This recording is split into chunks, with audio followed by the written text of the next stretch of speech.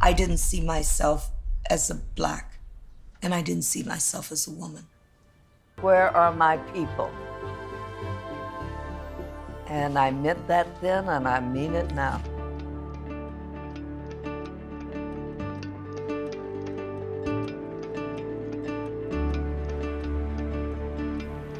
Finding the answer to the question, where are my people, is something that motivated Nichelle Nichols in her quest to help NASA with a huge recruiting program. And that is the subject of the documentary Woman in Motion, created with the help of filmmaker Todd Thompson and some other talented people. To me, that's such a powerful question, and one we ask a lot today too. Where are my people? Tell me about Nichelle Nichols and when she asked that question, where she was, and how it helped her with the recruiting effort for NASA. So the question you asked kind of takes us back in time a little bit to the mid-70s. At a time when NASA was coming off the Apollo program and their Suez rocket missions, and they were in development of the space shuttle, which required a different kind of astronaut. You know, before in the old days, if you will, NASA needed test pilots, you know, Air Force pilots that qualified to go up in the rockets.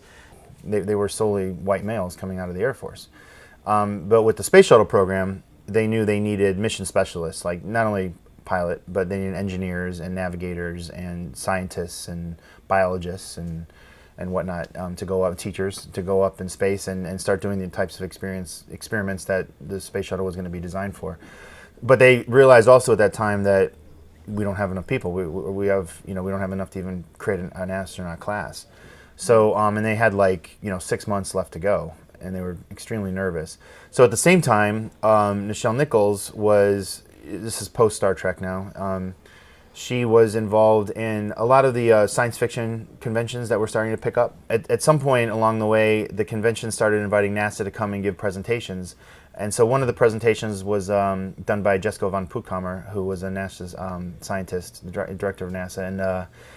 And Michelle was in awe over his presentation, where he told us the space program was going to go. As excited as she was about it, she also recognized immediately that she didn't see herself in any of that. First of all, there was no women; it was all males, and there was no one of color, no African Americans, no Latino, no Asian. It was strictly white, white, white.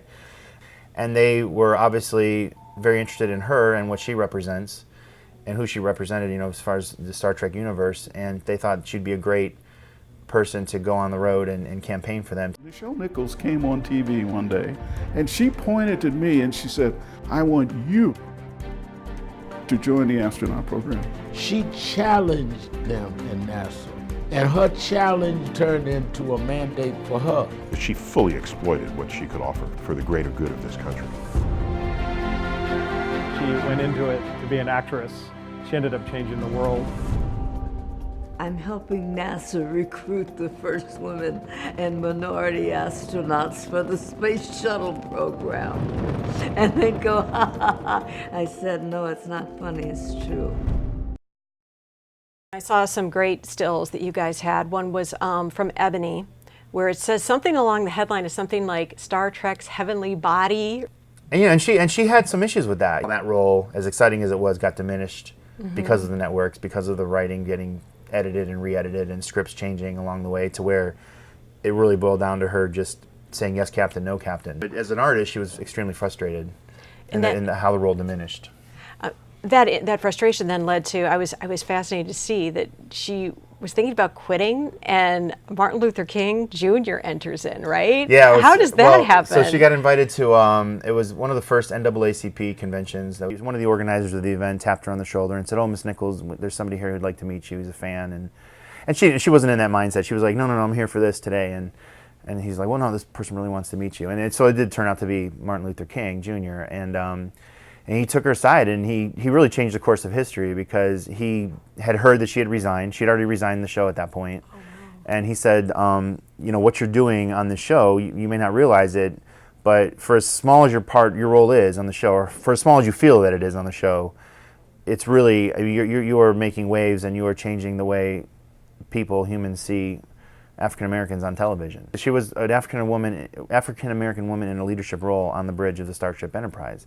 And it was something that, you know, African Americans back in the day, they were maids, they were, you know, midwives, that kind of thing. So they had very limited roles on TV and in movies. And again, that's the perception, that's the power that art has. If we keep people contained through art, that's exactly where they'll stay. But we had certain pioneers out there like Gene Roddenberry and like Nichelle and like Dr. King who were able to break through those barriers and force a new reality on the public in a way. And then she broke through a barrier, an even bigger barrier in my mind, which was the first interracial kiss. Though I guess there's some debate over whether it was actually the first interracial kiss on television. Yeah, I mean, it doesn't matter whether it was the first or not. Right. I mean, it was the most talked about, this for sure. But I mean, and a lot of that goes to Captain Kirk. You know, his role on the show. I don't have all the details of that exact day present in my memory, but what I understand is that he somehow sabotaged the production day so that they can only afford to do one take or from one angle. Okay. And he did that on purpose so that the network couldn't cut it from the episode.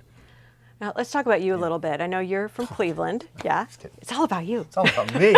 Now, you were a self-described Star Wars nerd, is that right? Oh my God. Well, yeah, we're not nerds. We're Star Wars fans. Oh, sorry. It's I'm Star sorry. Trek nerds. Don't want to be insulting. Let's be very clear. It's Star Trek nerds, Star Wars fans. Okay, Very gotcha. specific, yeah. Gotcha. Okay. Okay. I'm sorry if I disparaged you as a youngster. But anyway, tell me about that, and then this coming full circle to this project.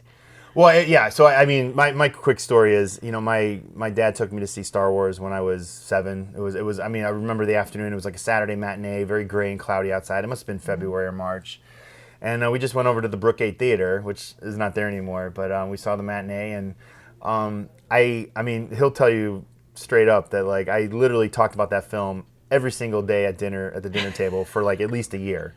But of course, I also grew up with Star Trek. And my dad would, you know, have it on the little black and white TV in the kitchen, a portable TV with the rabbit ears, and Star Trek was black and white to me, you know, because of that. And yeah, I had no idea that, you know, X number of years later, Nichelle Nichols would walk into my life. So we literally just finished, and this is kind of my hometown sneak peek. So really, nobody's seen the film yet, you know, technically, since it's kind of the final cut. So it'll be a nice little hometown sneak peek here at the Chagrin Falls Doc Fest.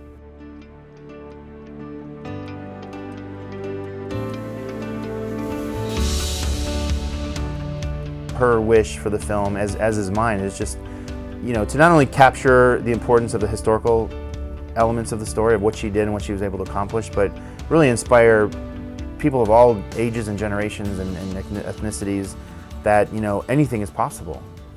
And if you can become inspired by Nichelle's journey, you can change the world.